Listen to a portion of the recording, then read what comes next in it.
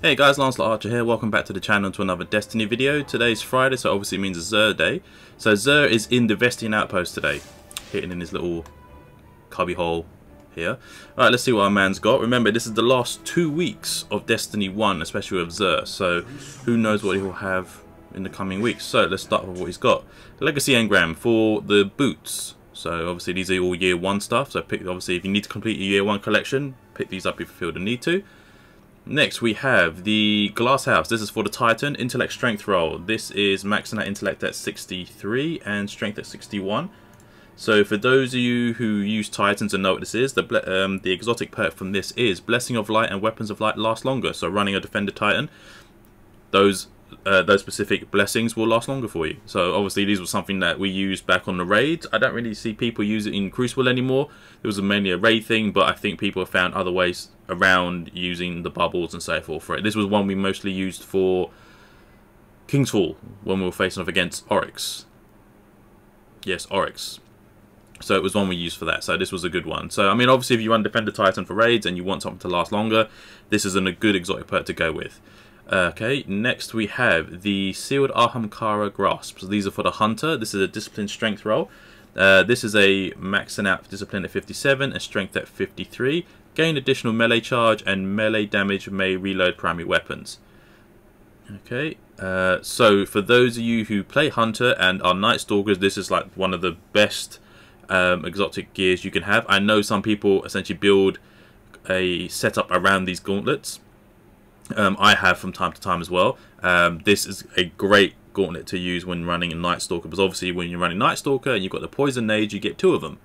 So essentially you've got your Void Sticky Nade or the Void Wall Nade, depending on what nade you use for your Night Stalker, and you want to use a Void one or whatever preferred nade that is. You've got the Poison on it, especially if you spec it to do lasting damage as well. These are absolutely like godly in the right hands. I mean, this one particularly comes with increased reload speed for fusion rifles. You could probably re-roll it for something else, let's say hand cannon, scout, or whatever preferred weapon used. But yeah, this is a fairly decent glove. I mean, I like using it on my Hunter as well when playing the Night Stalker. But yeah, I mean, you could even do it with setting traps on the Night Stalker, so it's a fairly good one. Okay, next we have the Impossible Machines for the Warlock. This is an Intellect Strength roll, maxing out at 55 Intellect, 53 Strength. So this is used for the Stormcaller. Its perk grants landfall. So for those of you who know the Stormcaller, or those who don't know Stormcaller, one of the perks you can do on the tree for the super is if you jump high enough above your enemy, you can essentially activate the landfall for free, which essentially is a column of lightning, not unsimilar to that of the Fist of Havoc, but this one's obviously the Warlock would just throw like a pillar of lightning down on opponents below. So the AoE, if you've got enough people close to it, you can get a double kill, maybe a triple kill if you've got them by surprise.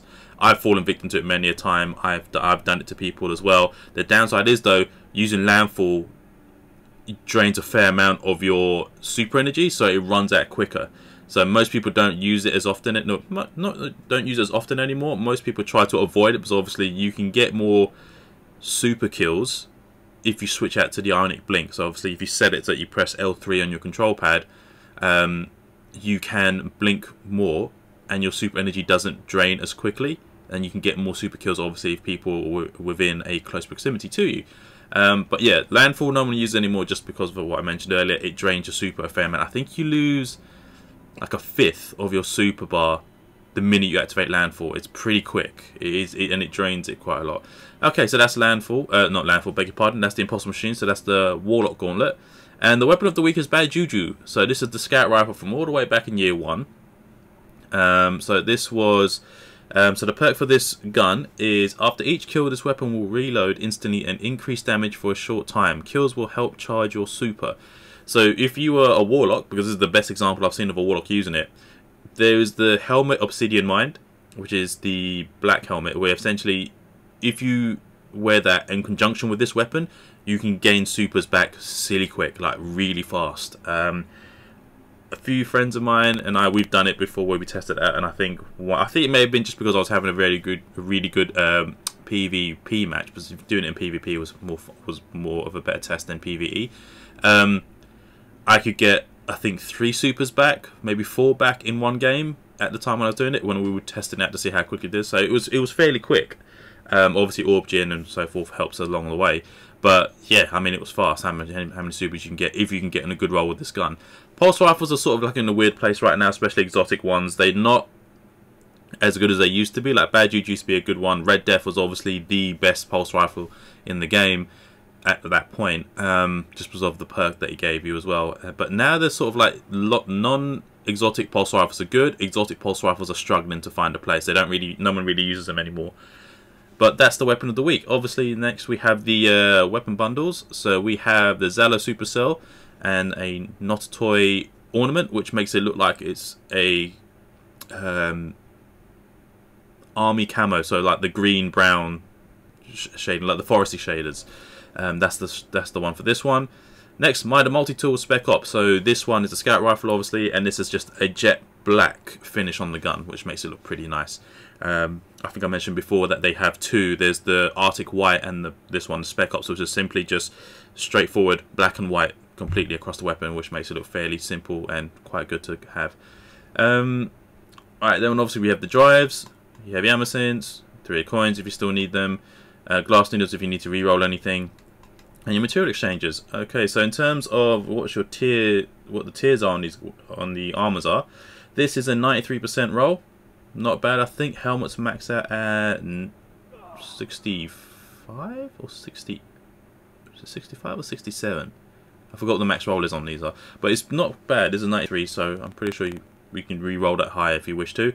The sealed Ahamkara grass is also 93%. However, the impossible machines is at 90%. So if you wish to re-roll it for a higher one, do so. Obviously, glass needles are here for that purpose alone. Okay, so that's that. So this weekend there was no trials. Trials had us last weekend, and to be fair, I was watching a few people that I knew play it, and my god, it was sweaty. I mean, I hadn't seen trials that sweaty since year 1, and I'm talking like the start of it, like when trials first dropped and people sort of understanding how the game played, and that sweet spot where people were trying to get into it, but then there were those who'd been playing it from the start who kind of knew what to do. It was that point, but it was just like full on turn up to 10 with the sweatiness that was involved. Some people I knew actually got to Lighthouse, which was great. They did their they got their last Lighthouse run.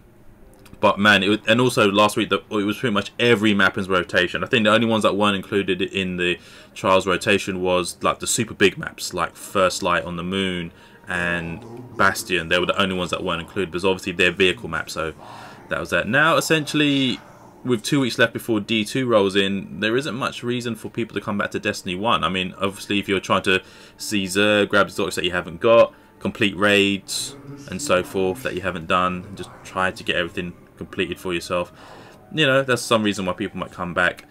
But in terms of competitiveness, there isn't really anything left. There's nothing really in there anymore. It's all pretty much PvE stuff. Gamescom apparently is this weekend in Germany, so I know there's a Bungie's out there with D2 footage and stuff, so they'll be having people playing it there as well.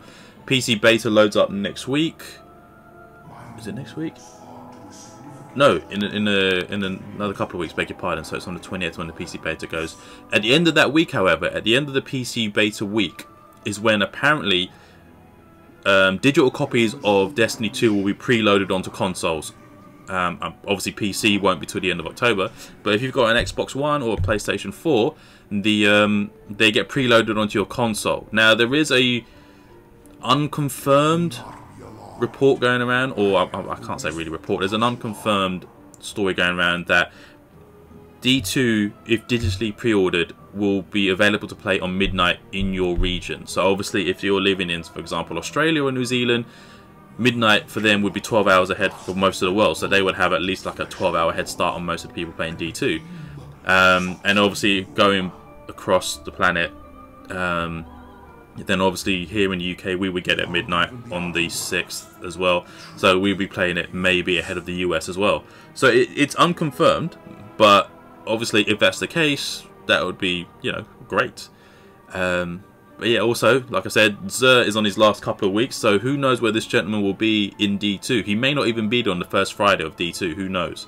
It might be one of the things where we have to go and find him, you know. Who knows where he will be and what he's going to do. But that being said, have a great weekend. Sub, favourite, like, share to the video and to the channel. Hopefully I'll see you all in the next one. And take care and bye.